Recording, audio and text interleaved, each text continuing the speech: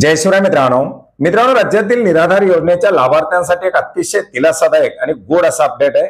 मित्रांनो, राज्यातील संजय गांधी निराधार योजना यासह श्रावणबाळ सेवा राज्य निवृत्ती वेतन योजना या योजनेच्या अंतर्गत 1500 रुपये मानधन मिळणारे जे काही निराधार लाभार्थी असतील, वृद्ध लाभार्थी असतील, याचबरोबर विधवा महिला असतील, निराधार महिला असतील, याचबरोबर 2500 रुपये मानधन मिळणारे दिव्यांग लाभार्थी या लाभार्थ्यांचं अनुदान वितरण करण्यासाठी, मानधन वितरण करण्यासाठी राज्य शासनाच्या माध्यमातून 775 कोटी रुपयाचा निधी वितरण करण्यासाठी मंजुरी देण्यात आलेली आहे।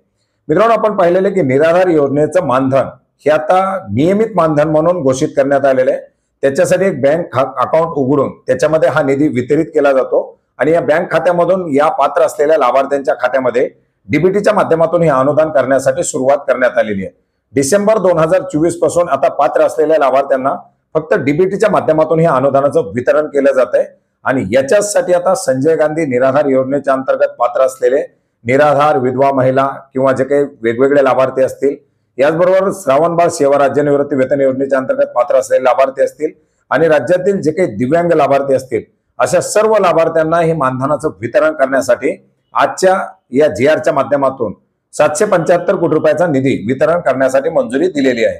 विशेष सहाय्य योजनेतील लाभार्थ्यांना अर्थसहाय्याचं वितरण डीबीटी पोर्टलद्वारे करण्याबाबत 11 नोव्हेंबर 2025 रोजीचा हा जीआर आहे आणि याच्यामध्ये आपण पाहू शकता वेगवेगळ्या योजनेच्या लाभार्थ्यांना स्टेट बँक ऑफ इंडियाच्या खात्यामधून डीबीटीद्वारे अनुदानाचं वितरण केलं जातं आणि याच्यासाठी हे वेगवेगळ्या लेखा शीर्षाच्या अंतर्गत एकूण 775 कोटी रुपये वितरण करण्यासाठी मंजुरी देण्यात आलेली आहे।